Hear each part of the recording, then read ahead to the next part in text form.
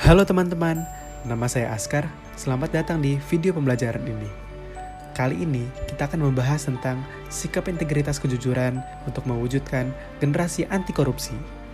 Seperti yang dikatakan oleh Robert Lidgard, korupsi terjadi karena adanya faktor kekuasaan dan monopoli yang tidak dibarengi dengan akuntabilitas.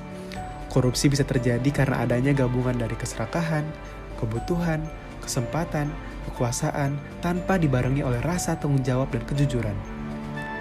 Menurut data ICW, kerugian negara akibat korupsi sebanyak 56,7 triliun. Sementara uang pengganti dari koruptor hanya sekitar 8,9 triliun, yang berarti itu hanya sekitar 15% dari total uang yang dikorupsi.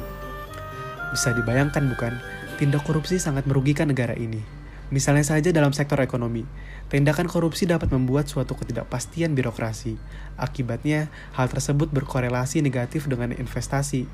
Tindakan korupsi juga membuat masyarakat tidak percaya terhadap negara, dan beberapa di antaranya memilih enggan untuk membayar pajak. Contoh yang lebih spesifik misal seperti ini. Anggap saja suatu daerah mendapat dana untuk pembangunan jalan umum. Namun karena adanya tindak korupsi, maka hasil pembangunan pun akan jadi tidak maksimal. Tapi kamu tahu gak sih, kalau korupsi itu berakar pada kebiasaan-kebiasaan kecil yang bahkan mungkin kita sering lakukan. Seperti contohnya ketika kamu meminta sejumlah uang kepada orang tua untuk membeli sesuatu, yang mana harga barang tersebut ternyata lebih murah ketimbang uang yang kamu minta. Atau ketika kamu izin tidak masuk sekolah dengan alasan-alasan yang bohong. Misal kamu izin sakit, padahal kamu hanya tidur-tiduran atau bermain komputer di rumah. Mencontek juga merupakan kebiasaan yang buruk untuk menunjukkan ketidakjujuran.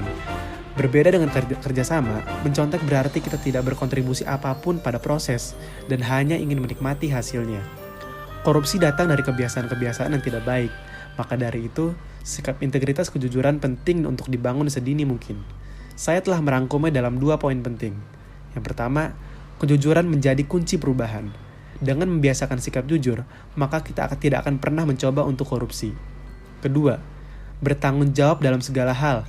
Sikap untuk bertanggung jawab membuat kita mengetahui batasan-batasan, sehingga sifat ini akan menjauhi kita dari tindak korupsi.